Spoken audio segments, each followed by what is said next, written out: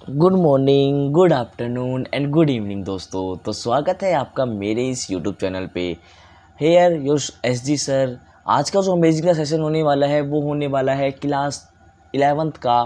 तो दोस्तों आज इसमें अपन क्या पढ़ेंगे, आज अपन जो टॉपिक है वो लेके चल रहे हैं कि नेचर ऑफ बिजनेस रिस्क। क्या यार, क्या नाम है, जो बिजनेस के अंदर जो रिस्क होते हैं ना, जो रिस्क होता है उसका क्या क्या नेचर होता है, उसका कैसा नेचर होता है, आज अपन उसके लिए बात करेंगे। तो दोस्तों are you ready for this session?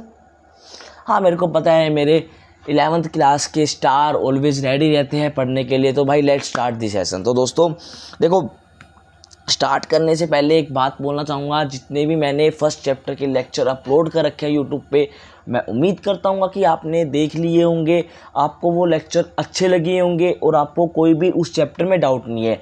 आज का जो लेक्चर है वो लास्ट लेक्चर है, उसके बाद सेकंड चैप्टर पे अपन शिफ्ट होने वाले हैं। तो दोस्तों आज जितना भी आपको अभी करवाऊँ, आपको क्या करना है, आपको उसकी प्रैक्टिस करनी है आपके एग्ज़ाम के अंदर। आपको उसकी एक प्रैक्टिस करनी है एक एग्ज़ाम के अंदर। और आप अपनी जो बुक है ना, बुक के जो लास्ट में एक्सरसाइज दे रखी है, प्लीज़ उसको सोल्व करना, ठीक है। उम्मीद करता हूँ कि आपको सोल्व हो जाएगी। कोई भी डाउट आए तो obviously you can message me.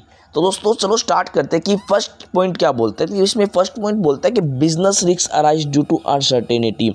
Uncertainty का मतलब ये होता है कि लैक ऑफ नॉलेज अपन को फ्यूचर में क्या मिलने वाला है। लैक ऑफ नॉलेज अपन को फ्यूचर में क्या मिलने वाला है। मान लो कि आपने आज एक बिजनेस स्टार्टअप कर दिया, यार क्या पता है कि आपका जो बिजनेस है वो चलेगा या नहीं चलेगा, नहीं पता रहता ना। तो यही बोलता है कि लैक ऑफ अनसर्टेनिटी है, अपन को नहीं पता कि अपना बिजनेस चलेगा। ये ऑब्वियसली एक रिस्क में काउंट होता है। यार आप मान लो 1 करोड़ रुपए लगा के बिजनेस में छोड़ दिया, अब आपको पता है कि यार कल से आपका बिजनेस चलेगा या नहीं चलेगा, तो ये भी क्या है कि रिस्क है। तो इसमें बोलता है uncertainty refer to lack of knowledge about what is going to happen in future. Future में क्या चीज़ होने वाली है, क्या फ्यूचर में होने वाली है, उसको अपनी नॉलेज में नहीं है, अपन को नहीं पता, ठीक है। उसको अपन क्या बोलते हैं, अनसर्टेनिटी बोलते हैं। नेचुरल कैलामिटीज़ आ जाए, मान लो आपका बिजनेस चल रहा है, उसके अंदर नेचुरल कैलामिटीज़ आ जाए, change in demand and price, आपका कोई प्रोडक्ट बना रहे हो आप, उसका साथ ही कोई कॉम्पिटिटर आ जाए जो कि आपसे सस्ते में माल बेचने वाला है, तो ऑब्वियसली ठीक है। चेंज इन गवर्नमेंट पॉलिसी, मान लो आप कोई भी प्रोडक्ट बना रहे हो, उसके ऊपर गवर्नमेंट ने कुछ दूसरे रेगुलेशन बना दी, कुछ पॉलिसीज़ बना दी, जिससे कि आपके प्रोडक्ट की डिमांड कम हो गई, ठीक है। अब इम्प्रूवमेंट इन टेक्नोलॉजी, मान लो जो टेक्नोलॉजी आप अपनी यूज़ कर रहे हो अपने प्रोडक्शन के अंदर, मान लो वो चेंज होने के बाद कोई बढ़िया एडवांस टेक्नोलॉजी आ गई, तो इससे भी क्या होगा, आपका जो प्रोडक्शन वो गिरेगा। प्रोडक्शन गिरेगा तो ऑब्वियसली आपका जो बिजनेस है वो भी गिरेगा। बिजनेस गिरेगा तो ऑब्वियसली वो एक रिस्क के लिए ही, मतलब रिस्क का ही एक पॉजिटिव इम्पैक्ट होता है, ठीक है दोस्तों। Uncertainty create risk for the business because the outcome of this future event are not known. एक ये क्या बोलता है कि जो अनसर्टेनिटी है ना, ये रिस्क कोज करता है किसके लिए, बिजनेस के लिए, क्योंकि अपन को आउटकम नहीं पता यार फ्यूचर में क्या मिलने वाला है, फ्यूचर में अपन को क्या मिलने वाला है। उम्मीद करता हूँ कि आपको ये first point nature of the business में फर्स्ट पॉइंट आपको अच्छी तरह समझ में आ गया होगा। अब अपन बढ़ते हैं नेक्स्ट और सेकंड पॉइंट के अंदर। तो देखो सेकंड पॉइंट क्या बोलता है। तो सेकंड पॉइंट का बोलता है कि risk is an essential part of every business. Risk है तो बिजनेस है, सबसे बड़ी चीज़ होती है कि अगर मान लो आपको कोई बड़ा बिजनेस सेटअप करना है तो ऑब्वियसली आपको रिस्क भी बहुत बड़ा लेना पड़ेगा, और एक रिस्क बहुत एसेंशियल पार्ट है आपके हर बिजनेस के लिए। तो क्या बोलते हैं, no business can avoid risk. कोई भी बंदा है ना रिस्क को अवॉइड नहीं कर सकता। Risk can be minimise but can not be eliminated. Risk को अपन मिनिमाइज कर सकते हैं बट अपन उसको ख़त्म नहीं कर सकते, जड़ से उखाड़ के फेंक नहीं सकते, ठीक है दोस्तों। बिजनेस एंटरप्राइजेज, जो बिजनेस की जो एंटरप्राइजेज है ना, can minimise risk by avoiding too much risk transaction. अब क्या नाम है, जो बिजनेस के जो भाई बिजनेस जो मैन है वो क्या करेंगे, रिस्क अवॉइड कैसे करेंगे, क्योंकि मान लो वो जो कोई रिस्क की ट्रांजेक्शन है उसके अंदर इन्वॉल्वमेंट नहीं करेंगे। ऑब्वियसली की बात है, मान लो रिस्क की ट्रांजेक्शन के अंदर मैं मान लो अगर मैं हाथ नहीं दूंगा या फिर पैर नहीं दूंगा तो ऑब्वियसली मेरे अंदर क्या रिस्क आएगा भाई, एक बात बताओ। अगर मान लो मैं रिस्क की जो ट्रांजेक्शन है उसके अंदर हाथ भी दूंगा तो ऑब्वियसली मेरा फॉल्ट रहेगा। मान लो वो ट्रांजेक्शन फेल हो जाए तो ऑब्वियसली वो भरपाई किसको करनी पड़ेगी, मेरे को करनी पड़ेगी, समझ रही हो ना, ठीक है। टेकिंग इंश्योरेंस पॉलिसी, आप अपने जो मान लो धंधा कर रहे हो, जैसे मान लो मैंने फैक्ट्री खोल ली है 10 करोड़ रुपए के लगा के, उसके ऊपर मैं क्या करूँगा, कुछ ना कुछ भाई इंश्योरेंस पॉलिसी ले लूँगा। मान लो कल ने आगे चल के मान लो कुछ ना कुछ हो जाए, आग वाग लग जाए, तो ऑब्वियसली मेरे को क्लेम मिल जाएगा उसका। समझ रहे हो ना। Making provision in the current ending, मान लो क्या नाम है, मान लो मैं प्रॉफिट बढ़िया कमा रहा हूँ, तो क्या करूँगा, उसका कुछ ना कुछ पार्ट मैं सेव करता रहूँगा, जो कि मेरी रिस्क को कंट्रोल करने के लिए हेल्प करेगा। ठीक है दोस्तों, उम्मीद करता हूँ कि आपको ये सेकंड पॉइंट अच्छी तरह समझ में आ गया होगा। थर्ड पॉइंट क्या बोलते हैं, degree of risk depend mainly upon the nature of size of business. तो क्या बोलता है कि भाई जो रिस्क है ना, वो डिपेंड करता है उसके नेचर के ऊपर। मान लो जितना बड़ा आपका बिजनेस है, ऑब्वियसली उतना बड़ा आपका रिस्क होगा। जितना आपका छोटा बिजनेस है, ऑब्वियसली उतना छोटा आपका क्या होगा, रिस्क होगा, पर रिस्क जरूर होगा। ठीक है, तो ये बोलता है nature of business and size of business are the main factor which determine the amount of risk in business. तो क्या कौन कौन से मेन फैक्टर है, एमसीक्यू गोल्ड है दोस्तों, एमसीक्यू गोल्ड क्या क्या बोलता है कि नेचर ऑफ बिजनेस, ये नेचर कैसा है बिजनेस का, और साइज ऑफ बिजनेस, ये मेन फैक्टर होते हैं जो कि डिटरमाइन करते हैं आपके रिस्क के ऊपर, आपको रिस्क की कितनी अमाउंट है। ठीक है, लार्ज बिजनेस होगा तो अगर आपको लार्ज रिस्क होगा, एंड वाइस वर्सा। मान लो आपका स्मॉल बिजनेस है, एक मिनट, मान लो आपका स्मॉल बिजनेस है, छोटा बिजनेस है, ठीक है, तो इसमें रिस्क है ना वो भी बहुत कम होगा। ठीक है, उम्मीद करता हूँ कि आपको ये थर्ड पॉइंट अच्छी तरह समझ में आ गया होगा। अब नेक्स्ट पॉइंट पे बढ़ते हैं अपन, profit is the reward for risk taking. तो क्या बोलते हैं, नो रिस्क नो गेन। अगर मान लो आपने रिस्क नहीं लिया, तो जितना भी मान लो उसमें बोलता है कि नो गेन, भाई आपका गेन भी नहीं हुआ। ऑब्वियसली अगर आपको बिजनेस मूव करना है, बड़ा स्केल पे लेके जाना है, तो ऑब्वियसली आपको कुछ ना कुछ रिस्क लेना पड़ेगा। Is the old principle which applied to all type of business. हर बिजनेस के अंदर अप्लाइड होता है कि ये चीज़ें कि नो रिस्क तो no gain. Greater the risk higher the change in profit. अगर आपका जो रिस्क है वो ज़्यादा होगा, ऑब्वियसली आपकी जो अर्निंग कैपेसिटी वो भी ज़्यादा होगी, और आपका प्रॉफिट भी ज़्यादा होगा। उम्मीद करता हूँ कि आपको nature of the business risk अच्छी तरह समझ में आ गया होगा। अब बढ़ते हैं अपन नेक्स्ट कॉन्सेप्ट पे, जो कि लास्ट कॉन्सेप्ट है आपके चैप्टर का। तो क्या बोलता है कि कोज ऑफ बिजनेस रिस्क, कि भाई बिजनेस रिस्क कैसे कैसे कोज होता है, ठीक है। तो दोस्तों बढ़ते हैं अपन, क्या बोलते हैं इसमें, फर्स्ट पॉइंट बोलता है कि नेचुरल कोज। क्या बोलते हैं इसमें, natural cause of the business arise beyond human control. भाई वो बोलता है कि नेचुरल जो कोज है ना, वो बियॉन्ड ह्यूमन कंट्रोल है, कि ह्यूमन उसको कंट्रोल नहीं कर सकता। मान लो आपकी एक फैक्ट्री है, ठीक है, उसके अंदर मान लो एक अर्थक्वेक आ गया, जिससे कि आपकी जो फैक्ट्री है ना वो नीचे धंस गई या फिर ख़त्म हो गई। बहुत भयंकर तरह से आया, जिससे कि आपकी जो फैक्ट्री है वो ख़त्म हो गई।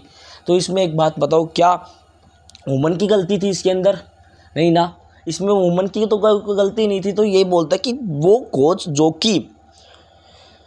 कि बियॉन्ड द ह्यूमन कंट्रोल है, कि उनको ह्यूमन कंट्रोल नहीं कर सकते। ठीक है ना, ये बोलता है natural, they result in heavy loss of life, property and income. ये जो कोज होता है ना, ये किस का हैवी लॉस करता है? एक तो आपकी इंडस्ट्री का, एक आप मतलब प्रॉपर्टी बोल सकते हो, इंडस्ट्री बोल सकते हो, आप बिजनेस बोल सकती हो, ठीक है। लाइफ का, मान लो इसके अंदर 100 एम्प्लॉयज़ लग रहे थे, अर्थक्वेक आने के बाद वो सारे के सारे मर गए, तो ऑब्वियसली लॉस ऑफ लाइफ है। और इनकम, मान लो आपने फैक्ट्री सेटअप करने के लिए 10 करोड़ रुपये लगाए थे, सारे के सारे ख़राब हो गए, ठीक है। अब दूसरा बोलता है ह्यूमन कोज कैसा होता है कि human cause include such as unexpected even like dishonesty, carelessness, negligence of employees, stoppage of work due to power failure, strike, ठीक है, मैनेजमेंट इनएफिशिएंसी। मान लो मैंने बिज़नेस खोल रखा है एसडी सर के नाम से, मान लो मैंने एक बिज़नेस अच्छी तरह से खोल रखा है, भाई बढ़िया चल रहा है, मार्केट के अंदर नाम भी है, फेम भी है। बट मैंने क्या किया, मैंने है ना भाई, जितने मेरे एम्प्लॉयज़, मान लो उसमें 300 एम्प्लॉयज़ पहले लग रहे थे, मैंने क्या करा, 200 और लगा दिए, 200 लगाने के बाद क्या हुआ, जो ये सारे के सारे थे ना, ये थे चोर। मान लो ठीक है।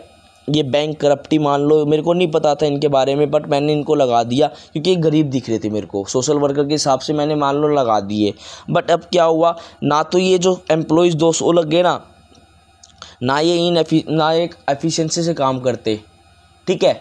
इनके अंदर डिसऑनेस्टी भी है, नेग्लिजेंस ऑफ एम्प्लॉयज़ मान लो, जो अपने जो इनके जो बड़े बड़े मान लो ये प्रोडक्शन में लग रहे, जो प्रोडक्शन इंचार्ज जो बोलता है ये काम भी नहीं करके देते, ठीक है ना भाई। अब क्या नाम है, जो वर्क है ना, ये जो काम करते हैं ना, मान लो इलेक्ट्रिसिटी आ रही है बट ये काम नहीं कर रहे, तो ऑब्वियसली जो मेरा बिजनेस है क्या वो ग्रोथ करेगा, नहीं करेगा ना। जबकि हालांकि मान लो ये 200 के 200 बंदे मान लो एफिशिएंसी से काम करे, ठीक है ना, एक ऑनेस्टी दिखाए अपने बिजनेस के अंदर आने के बाद, ये क्या नाम है, अगर मान लो भाई काम करे अच्छी तरह से, इनको भाई एक मतलब क्या नाम है, एक है ना स्ट्रिक्ट रह के काम करे, मतलब अच्छी तरह उसके जो ऑर्गेनाइजेशन के जो ऑब्जेक्टिव है, जो बिज़नेस के ऑब्जेक्टिव है उसके लिए काम करे, तो ऑब्वियसली मैं कह सकता हूँ कि मेरा बिज़नेस अच्छी तरह चलेगा।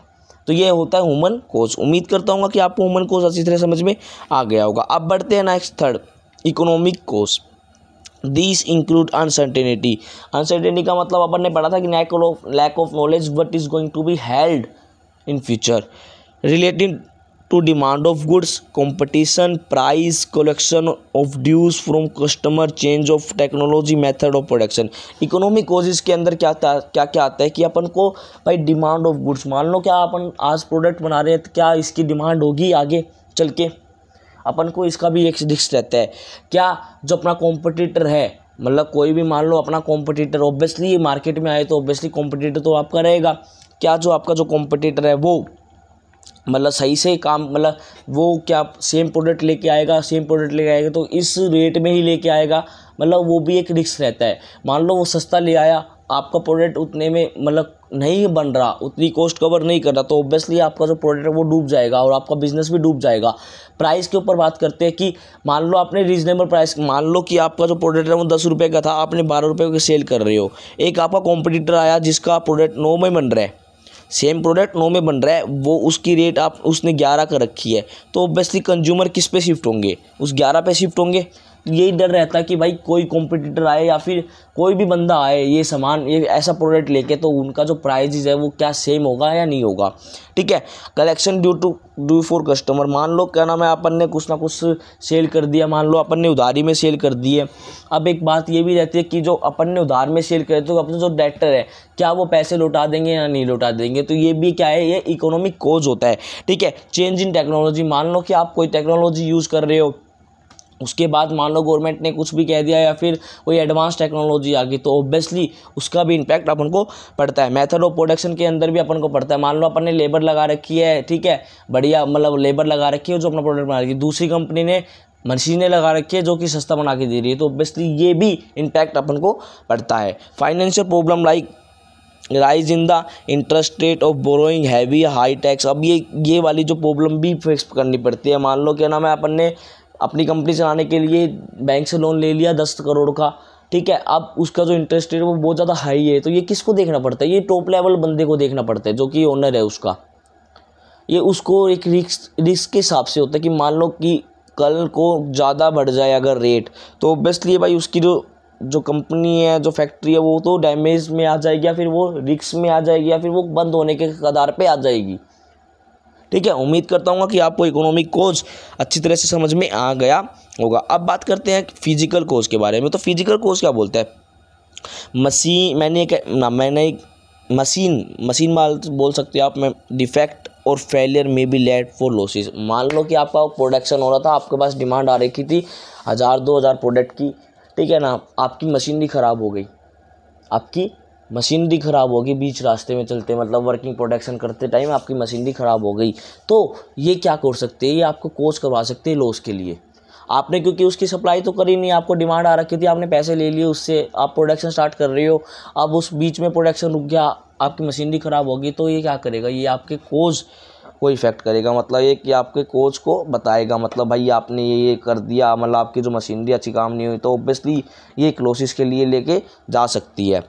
ब्रस्टिंग ऑफ बॉइल मशीनरी में कोज डेथ एंड डिस्ट्रक्शन। मतलब क्या नाम है, मान लो मशीनरी ख़राब है और उसमें वर्कर काम कर रहे हैं, तो ऑब्वियसली वो एक डेथ के लिए भी हो सकती है। मान लो उस बंदे की डेथ हो जाए तो ये किसके ऊपर कौन बियर करेगा भाई? ये इसको बियर कौन करेगा? इसका बिजनेसमैन। तो ये रिस्क भी कौन उठाएगा? आपका ओनर उठाएगा। ठीक है दोस्तों, अब लास्ट बोलते हैं other causes. There are unforeseen event like political distribution fluctuation in exchange rate. भाई ऑब्वियसली ये पॉलिटिकल डिस्ट्रीब्यूशन भी आता रहता है कभी ना कभी, और fluctuation in exchange rates etcetera, ये भी एक अदर कोज है जो कि अपने रिस्क को बढ़ाते हैं। ठीक है दोस्तों, तो मैं उम्मीद करता हूँ कि आपको ये फर्स्ट चैप्टर अच्छी तरह समझ में आ गया होगा। मेरे साथ आपने नोट्स बना लिए होंगे, आप बढ़िया तैयारी कर रहे हो। तो मेरी 11th क्लास के सुपरस्टार, प्लीज़ अपनी मेहनत को बेकाम रखना, कभी भी डिमोटिवेट मत होना और बेस्ट करना अपना। फर्स्ट चैप्टर मैंने कंप्लीट करवा दिया है। अब से मैं थोड़ा टाइम टेबल बनाने वाला हूँ बहुत जल्दी, जो कि आपको पता चल जाएगा कि इस दिन वीडियो आने वाली है। ठीक है दोस्तों, तो प्लीज़ मेरे साथ टच में रहो, बेस्ट करो, अपना लेवल बेस्ट देना। ठीक है, तो दोस्तों मिलते हैं नेक्स्ट वीडियो में। बाय बाय, आज के लिए बस इतना ही। ठीक है दोस्तों।